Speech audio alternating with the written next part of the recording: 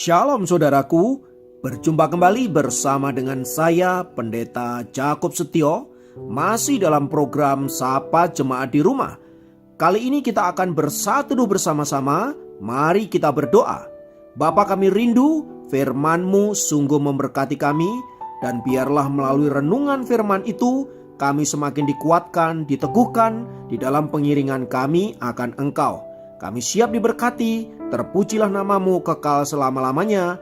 Dalam nama Yesus kami berdoa, haleluya, amin. Firman Tuhan kali ini terambil dari Amsal 2 ayat yang ke-6.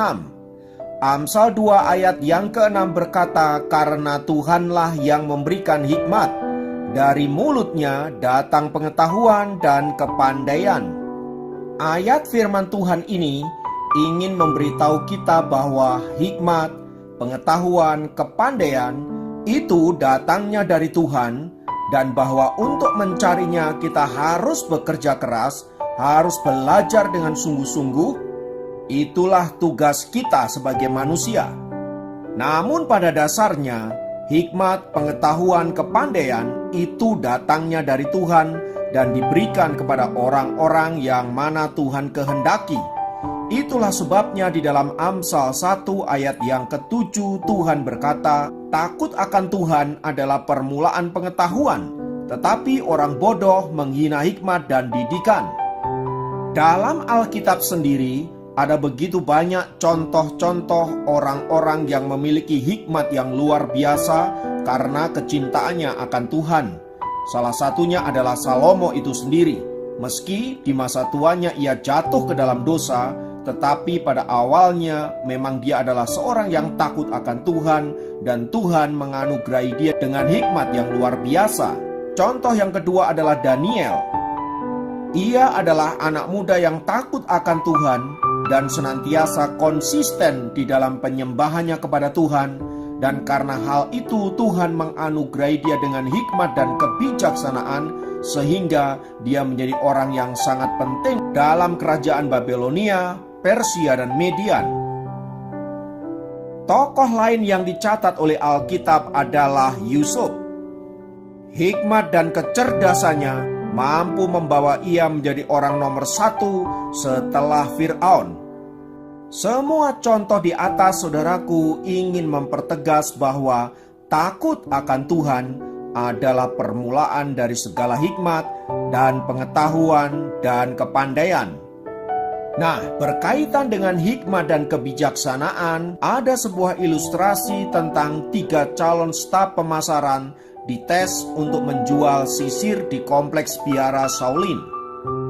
Tantangan ini tentu cukup pelik mengingat para biksu di Shaolin itu semuanya berkepala gundul. Calon pertama berhasil menjual 1 sisir. Itu pun karena seorang biksu yang iba melihatnya.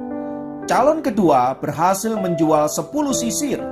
Ia tidak menawarkannya kepada para biksu, tetapi kepada para turis yang berkunjung ke kompleks itu. Dan calon ketiga, ia berhasil menjual 500 sisir. Bagaimana caranya?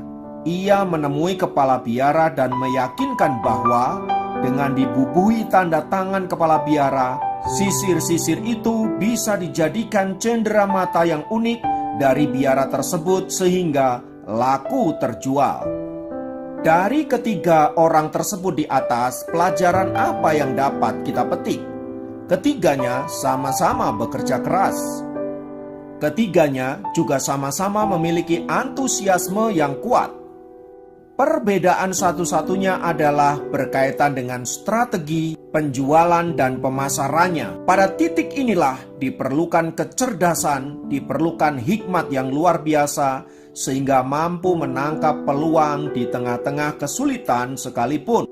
Nah, dalam posisi seperti itu, saudaraku, ada begitu banyak orang seringkali menyalahkan keadaan yang dianggap sebagai penghambat keberhasilan. Padahal faktanya, kita tidak pernah bisa mengatur keadaan seperti apa yang kita kehendaki. Karena bagaimanapun kita tidak bisa mengatur sebuah situasi atau keadaan. Itulah sebabnya, saudaraku, mengapa kita memerlukan hikmat kebijaksanaan untuk mengatasi dan menemukan solusi terbaik dari situasi-situasi yang sulit tersebut. Nah, berdasarkan firman Tuhan di atas, maka kita dapat mengetahui bahwa Tuhanlah yang memberikan kita hikmat.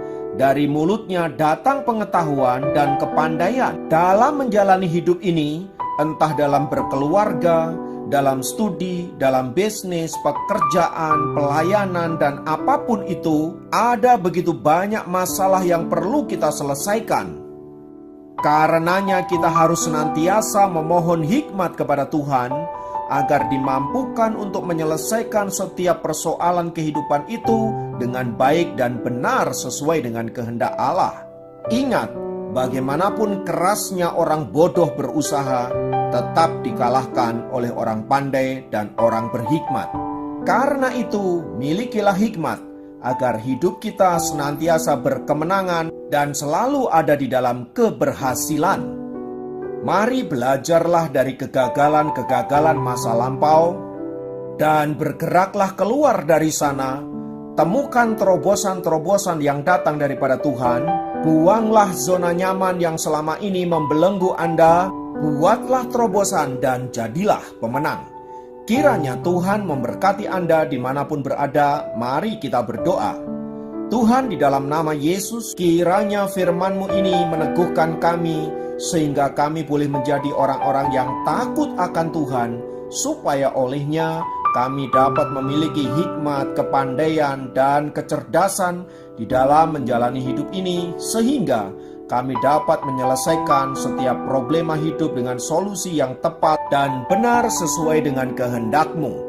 Terima kasih Bapa, terpujilah nama-Mu kekal selamanya. Dalam nama Yesus kami berdoa. Haleluya. Amin. Demikian program Sapa Jemaat kali ini. Sampai jumpa dalam program Sapa Jemaat yang lain. Tuhan Yesus memberkati. Sepanjang tahun yang lalu, kami sudah merasakan cinta kasih-Mu yang besar. Kasih setia-Mu bagi setiap kami. Hari ini, kami mau menaikkan pujian penyembahan hanya kepada-Mu saja Tuhan, Juru Selamat kami yang hidup. Haleluya. Semusim berlalu, namun Kau selalu peliharaku. Kasih dan setia-Mu tak pernah layu di hidupku. Lebih luas dari samudra, kebaikan-Mu Bapa takkan habis di hidupku. Lebih tinggi dari cakrawala, tak terbatas kasih-Mu. Sungguh ku bersyukur.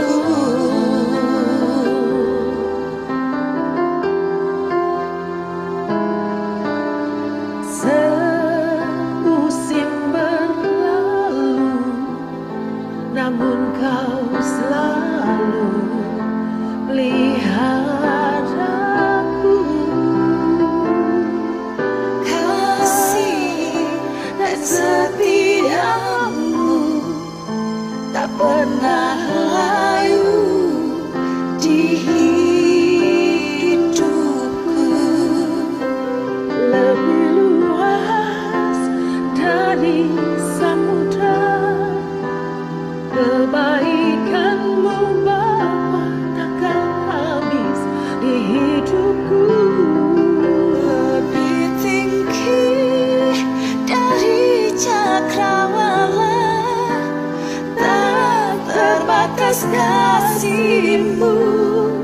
Sungguh